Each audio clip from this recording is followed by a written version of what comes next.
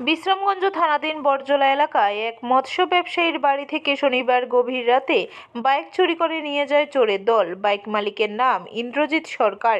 রবিবার সকালবেলায় ঘুম থেকে উঠে দেখতে পায় ওনার সংসার প্রতিপালন করা একমাত্র মাধ্যম মোটর বাইকটি নেই। চোরের দল ঘরে দরজা ভেঙে ঘরে প্রবেশ করে বাইকটি নিয়ে পালিয়ে যায়। বাইকের মালিক রবিবার সকাল থেকে বিকেল পর্যন্ত দীর্ঘ খোঁজাখুঁজি করার পর বিশ্রামগঞ্জ থানায় লিখিত অভিযোগ জানিয়েছেন। এদিকে বিশ্রামগঞ্জ থানার পুলিশ অভিযোগ হাতে পেয়ে বাইকটি উদ্ধার করতে মাঠে নেমে পড়েন। জানা যায় বিশ্রামগঞ্জ থানাধীন বিভিন্ন এলাকায় বর্তমানে ব্রাউন সুগার, ইয়াবা ট্যাবলেট, হিরোইনের ব্যবসা রমরমা। এই সমস্ত নেশাজাতীয় সামগ্রী সেবন করে নেশা কারবারিরা নেশায় আসক্ত হয়ে পড়েছেন।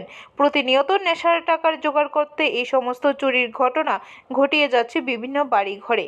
থালা বাসন থেকে শুরু করে রাবার শিট বাড়ির মধ্যে যা কিছু পায় তাই চুরি করে নিয়ে যায়। প্রশাসনের কাছে এই সমস্ত নেশাগ্রস্ত চোরদের শনাক্ত করে তাদের কঠোর শাস্তির দাবি জানিয়েছেন এলাকাবাসী।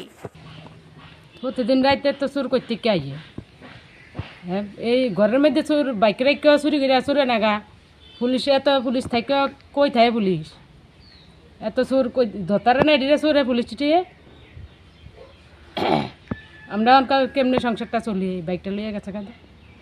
হ্যাঁ, এই ব্যবসা বাণিজ্য অনকাল সব বদ্ধ এই বাইকের লেগে। ইন্দ্রজিৎ সরকার, বিনা সরকার। ব্যুরো রিপোর্ট, খবর ত্রিপুরা।